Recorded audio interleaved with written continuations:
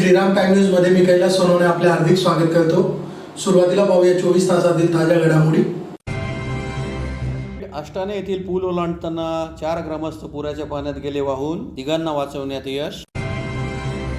छत्रपती शिवाजी महाराजांचा पूर्णाकृती पुतळा ढासळल्या प्रकरणी दोषींवर कठोर कारवाई करून पुतळ्याची त्वरित उभारणी करण्याची मागणी।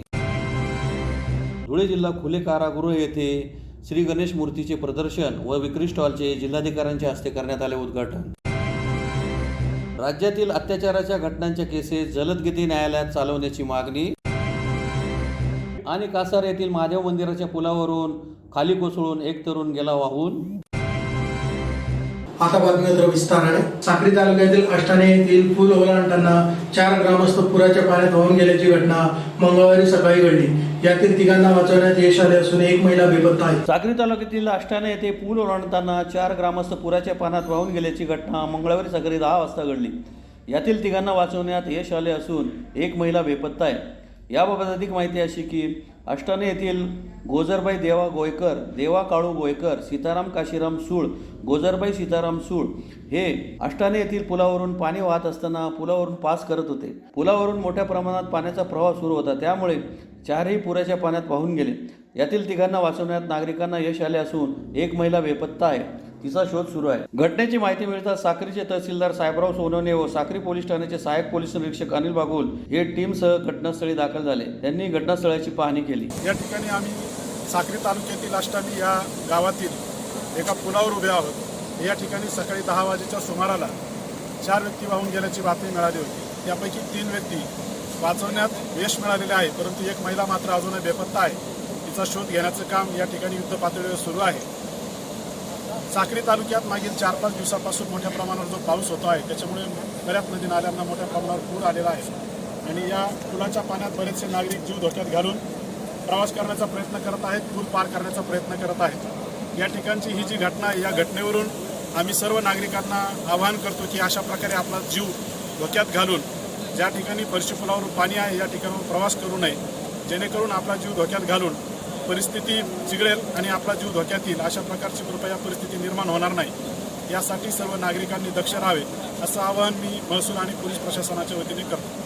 धन्यवाद। सिंधुदुर्ग जिल्ह्यातील मालवण येथील राजकोट किल्ल्यावरील छत्रपती शिवाजी महाराजांचा पूर्णाकृती पुतळा ढासळल्या प्रकरणी दोषींवर कठोर कारवाई करून पुतळ्याची त्वरित उभारणी करण्यात यावी या मागणीसाठी धुळे जिल्हा सकल मराठा समाजातर्फे जिल्हाधिकारी कार्यालयासमोर निदर्शने करून निवेदन देण्यात आले आहे। सिंधुदुर्ग जिल्ह्यातील मालवण येथील राजकोट किल्ल्यावरील छत्रपती शिवाजी महाराजांचा पूर्णाकृती पुतळा ढासळल्या प्रकरणी दोषींवर कठोर कारवाई करून पुतळ्याची पुन्हा त्वरित उभारणी करावी या मागणीसाठी धुळे जिल्हा सकल मराठा समाजातर्फे जिल्हाधिकारी कार्यालयासमोर निदर्शने करून निवेदन देण्यात आले आहे। निवेदनात म्हटले आहे की सन 2023 मध्ये देशाचे पंतप्रधान नरेंद्र मोदी यांनी सिंधुदुर्ग जिल्ह्यातील मालवण येथील राजकोट किल्ल्यावर छत्रपती शिवाजी महाराजांच्या पूर्णाकृती पुतळ्याचे अनावरण केले होते, परंतु सदरील कामाला 1 वर्ष देखील पूर्ण झालेले नसून 2 दिवसांआधी महाराजांचा पुतळा हा ढासळला आहे। ही घटना महाराष्ट्रासह संपूर्ण देशासाठी लाजिरवाणी आहे। यावरून सदरील काम किती निकृष्ट दर्जाचे होते याची प्रचिती येते। तसेच या कामाचे सर्व संबंधित विभाग, ठेकेदार, अधिकारी, कर्मचारी, मंत्री यांनी या कामामध्ये भ्रष्टाचार केल्याचे स्पष्ट होते। छत्रपती शिवाजी महाराज हे अखंड हिंदुस्थानाचे आराध्य दैवत आहे,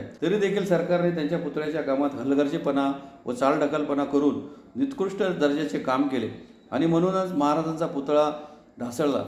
जर पुतळ्याचे काम हे नियमानुसार एस्टिमेट प्रमाणे भौगोलिक बाबींचा विचार करून झाले असते तर आज ही घटना घडली नसती। तरी सरकारने या प्रकरणी दोषी असलेल्या सर्व संबंधितांवर गुन्हे दाखल करून कठोर कायदेशीर कारवाई करावी, तसेच पुन्हा नव्याने त्वरित छत्रपती शिवाजी महाराजांचा पुतळा उभारण्यात यावा अशी मागणी करण्यात आली आहे। या प्रसंगी ज्येष्ठ नेते सुधाकर बेंद्रे, साहेबराव देसाई, भानुदास बगदे, विनोद जगताप, हरिश्चंद्र वाघ, भैया शिंदे, संदीप पाटोळे, वामन मोहिते, वीरेंद्र मोरे, दीपक रवंदळ, भानुदास चौधरी, सचिन मराठे, सुनील पाटील, रावसाहेब मंडाले, विशाल सोनवणे, महेश गायकवाड, लहू पाटील, संदीप सूर्यवंशी, सचिन नागणे, प्रफुल्ल माने, किशोर वाघ, अशोक वराडे, दिनेश काळे, सुनील करपे, अशोक बाबर, उल्हास पाटील, रमाकांत शेंडगे, संजय बगदे, नंदू आईरराव, अमर परताडे, बाळासाहेब गायकवाड, वैभव पाटील, बाळू ठोंबरे, बबलू बागुल, रवी नागणे, हेमंत बडक, मनोज रोईकर यासह मराठा समाज बांधव मोठ्या संख्येने उपस्थित होते। उभा केलेला ज्याचं उद्घाटन या देशाच्या पंतप्रधानाने केलं, तो पुतळा छत्रपती शिवरायांचा 5-6 महिन्यातच कोसळलेला आहे। निसर्गाच्या कोपामुळे कोसळला असं खोटं कारण दिलं जातं. तिथे पत्र दिलं इंजिनियरने की हे नटबोल्ट गंजलेले आहेत, याची दुरुस्ती करा, तरी त्याच्याकडे दुर्लक्ष केलं. त्या मूर्तिकाराने, काय आपले नाव आहे त्याचं, थातूर मातूर त्याने येऊन हे केलं. नटबोल्ट गंजले होते, हे ताबडतोब बदला अशा पद्धतीचं लेखी पत्र दिलं गेलं होतं, तरी त्याच्याकडे दुर्लक्ष झालं. आणि छत्रपती शिवरायांचा घाईघाईत बसवलेला पुतळा, घाईघाईत बसवायची काही गरज नव्हती. संभाजीराजे सांगत होते की वेळ घ्या, चांगल्या पद्धतीने बसवा. त्या पुतळ्याचं फाउंडेशन करताना त्याचं फाउंडेशनचे जे नटबोल्ट आहेत ते कमरेच्या वर यायला पाहिजेत, खालच्या खाली नटबोल्ट घातले, ते गंजले, पुतळा कोसळला. छत्रपती शिवरायांच्या पुतळ्याच्या बाबतीत दुर्लक्ष करणारा, मग तो आर्किटेक्ट असेल, तो कॉन्ट्रॅक्टर असेल, तो मंत्री असेल, शासन असेल, नेव्हीने बसवलेला पुतळा आहे. खरं म्हणजे नेव्हीच्या विरोधात आपण बोलायला नको पाहिजे. तो पुतळा नेव्हीने बसवलेला आहे आणि काही घाई नव्हती. पंतप्रधानांच्या असे उद्घाटन करण्यासाठी घाईघाईत तो उभा करायचा, उद्घाटन करायचं आणि 5-6 महिन्यात तो पुतळा कोसळला. आमच्या दैवतांचा अशा पद्धतीचे जे अपमान करतील त्यांना हा समाज माफ करणार नाही. आणि आमची सगळ्यांची अशी तीव्र इच्छा आहे की भ्रष्टाचारी शासन, तो कॉन्ट्रॅक्टर, तो आर्किटेक्ट, या सगळ्यांवर ताबडतोब देशद्रोहाचा गुन्हा दाखल करा. आणि या मुख्यमंत्र्याने ज्याने सारव केली की तो हवेमुळे कोसळला, आमकं कोसळला, तमकं कोसळला, कशाला शिवरायांचा मावळा म्हणतो स्वतःला, तर त्याने त्याच्यावर विचार केला पाहिजे आणि ताबडतोब तो पुतळा बदलला गेला पाहिजे. आणि आता नवीन पुतळा बसवताना तरी कमीत कमी टेक्निकल गोष्टी सगळ्या विचारात घेऊन बसवला पाहिजे, अशी आमची विनंती आहे. आम्ही या सगळ्यांचा दोषी असलेल्या लोकांना धिक्कार करतो, त्यांच्यावर गुन्हा दाखल करायची मागणी करतो आणि ताबडतोब आम्हाला न्याय मिळाला पाहिजे, आमच्या दैवताचा झालेला अपमान भरून काढला पाहिजे, अशी आम्ही विनंती करतो. धुळे जिल्हा खुले कारागृह येथे शिक्षा भोगत असलेल्या बंदीवानांनी पर्यावरणपूरक शाडू मातीचे गणेश मूर्ती तयार केल्या असून श्री गणेश मूर्तीचे प्रदर्शन व विक्री स्टॉलचे उद्घाटन जिल्हाधिकारी जितेंद्र पापळकर यांच्या हस्ते संपन्न झाले. धुळे जिल्हा खुले कारागृह येथे श्री गणेश मूर्तीचे प्रदर्शन व विक्री स्टॉलचे उद्घाटन जिल्हाधिकारी जितेंद्र पापळकर यांच्या हस्ते संपन्न झाले. धुळे जिल्हा खुले कारागृहात शिक्षा भोगत असलेल्या बंदीवानांनी पर्यावरणपूरक शाडू मातीच्या गणेश मूर्ती तयार केल्या असून कारागृहाच्या बाहेरील विक्री केंद्रावर त्या विक्रीसाठी उपलब्ध करून देण्यात आले आहे. धुळेकर गणेश भक्तांनी या पर्यावरणपूर्वक शाडूच्या श्री गणेश मूर्तींची खरेदी करून पर्यावरणपूर्वक गणेशोत्सव साजरा करावा असे आवाहन जिल्हाधिकाऱ्यांनी यावेळी केले आहे. या विक्री केंद्रावर लालबाग गणेश मूर्ती, गरुड गणेश मूर्ती, दगडूशेठ गणेश मूर्ती, कमल गणेश मूर्ती, टिटवाळा गणेश मूर्ती, गादी गणेश मूर्ती, बाल गणेश मूर्ती, मोरेश्वर गणेश मूर्ती, गाय गणेश मूर्ती, राजा फर्निचर गणेश मूर्ती, वक्रतुंड गणेश मूर्ती, लड्डू गणेश मूर्ती, आसन गणेश मूर्ती, फेटा गणेश मूर्ती, मूषक वाहन गणेश मूर्ती, लंबोदर गणेश मूर्ती, सुपारी गणेश मूर्ती, श्री गाय, राम अवतार व दगडूशेठ गणेश मूर्ती आदी प्रकारच्या गणेश मूर्ती कारागृहात उपलब्ध करण्यात आले. या मूर्तींची किंमत 401 रुपयांपासून ते 5100 रुपयापर्यंत आहे. उद्घाटनावेळीच या मूर्तींच्या खरेदीसाठी कारागृहाच्या विक्री केंद्रावर भाविक मोठ्या संख्येने गर्दी करीत होते. या प्रसंगी जिल्हाधिकारी जितेंद्र पापळकर यांच्यासोबत जिल्हा पोलीस अधीक्षक श्रीकांत दिवरे, जिल्हा कारागृह अधीक्षक एकनाथ शिंदे, वरिष्ठ तुरुंग अधिकारी विशाल बांदल, उपवरिष्ठ तुरुंग अधिकारी सचिन जिंजुर्डे, शिक्षक मनोहर बदाने, सुभेदार पांडुरंग चौरे, सरदार सुभेदार सेंट अँथनी स्कूलचे प्राचार्य फादर विल्सन रॉड्रिग्स आदी उपस्थित होते.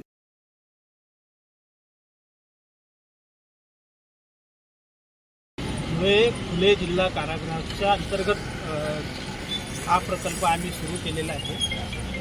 यामध्ये आम्ही 500 गणेश मूर्ती बंद्यांनी तयार केलेल्या आहे. त्या पूर्ण पर्यावरणपूरक आणि शाडू मातीच्या बनवलेल्या आहे. धुळे कारागृहातील बंद्यांना यामध्ये त्यांच्या कलागुणांना वाव मिळालेला आहे.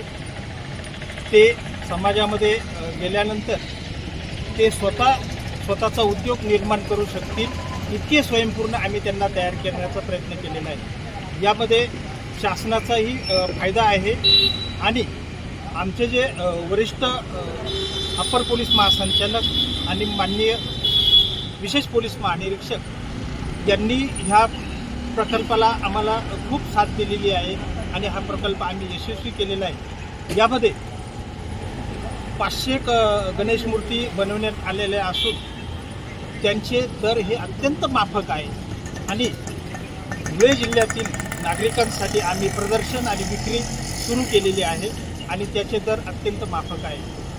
त्याचप्रमाणे आम्ही इतरही प्रकल्प सुरू करतो आहोत. येत्या काळामध्ये धुळे जिल्हा कारागृहाचं जे इतर कारागृहाप्रमाणे चांगले प्रकल्प देण्यात येतील ते प्रकल्प आम्ही आता ह्या जिल्ह्यामध्ये सुरू करतो आहे. धन्यवाद. राज्यात एका आठवड्यात अनेक ठिकाणी अत्याचाराच्या घटना घडल्या.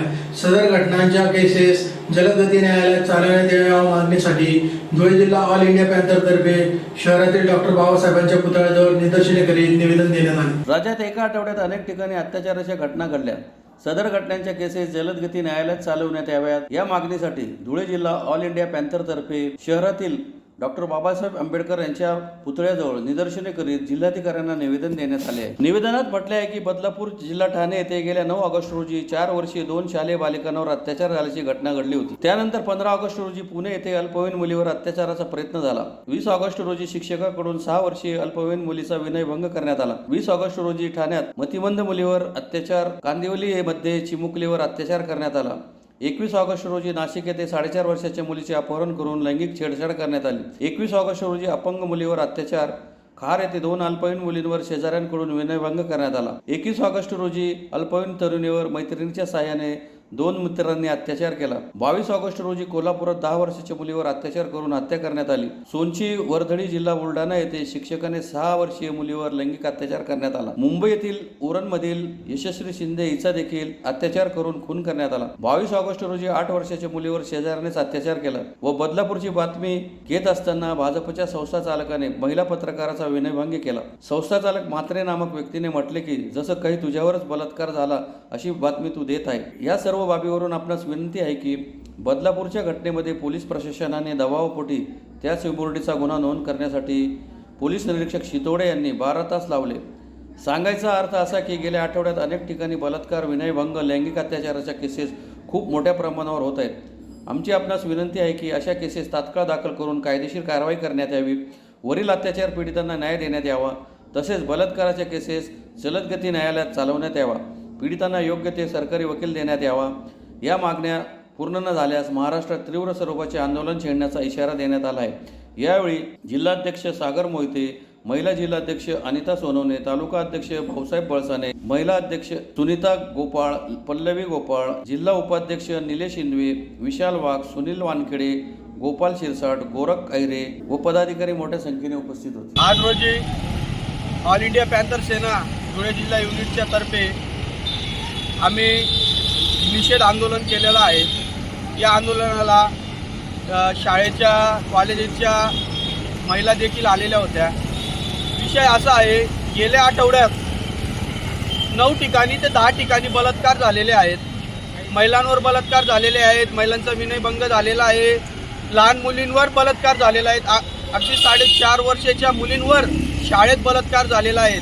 त्यानंतर बुलढाणा या जिल्ह्यामध्ये तिथे देखील शिक्षकाकडून 6 वर्षाच्या 6 मुलींवर लैंगिक अत्याचार झालेला आहे.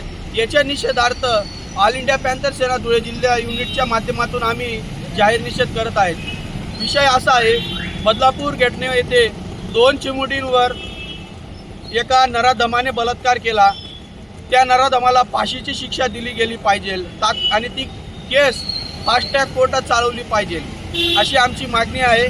जय भीम. साक्री तालुक्यातील कासारे येथील महादेव मंदिराच्या पुलावरून एक तरुण खाली कोसळून नदीच्या प्रवाहात वाहून गेल्याची घटना मंगळवारी दुपारी 12 वाजता घडली. साक्री तालुक्यातील मालपूर येथील तरुण कासारे येथील महादेव मंदिराच्या पुलावरून खाली कोसळून नदीपुरात वाहून बेपत्ता झाल्याची घटना मंगळवारी दुपारी 12 वाजेच्या सुमारास घडली. याबाबत अधिक माहिती अशी की मालपूर येथील दगाजी बच्छाव हा तरुण कासारे येथील महादेव मंदिराच्या पुलावरून नदीच्या पात्रात कोसळल्याची घटना मंगळवारी दुपारी 12 वाजेच्या सुमारास घडली. त्यास मोठ्या पुलावरून एकाने कमरेच्या बेल्टच्या सहाय्याने वाचवण्याचा प्रयत्न केला, परंतु त्यास यश आले नाही.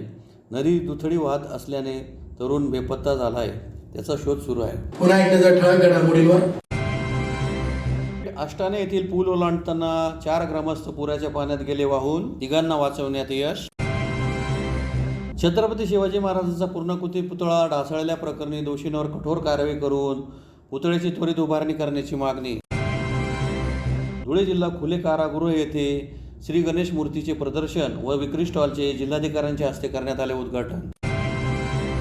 राज्यातील अत्याचाराच्या घटनांच्या केसेस जलदगती न्यायालयात चालवण्याची मागणी. आणि कासार येथील महादेव मंदिराच्या पुलावरून खाली कोसळून एक तरुण गेला वाहून. याचबरोबर श्रीराम टाइम न्यूजच्या बातमीपत्र संपले. दिवसभरातील ताज्या घडामोडींसाठी पाहत राहा श्रीराम टाइम न्यूज. भेटूया पुढील प्रसारणात. तोपर्यंत नमस्कार.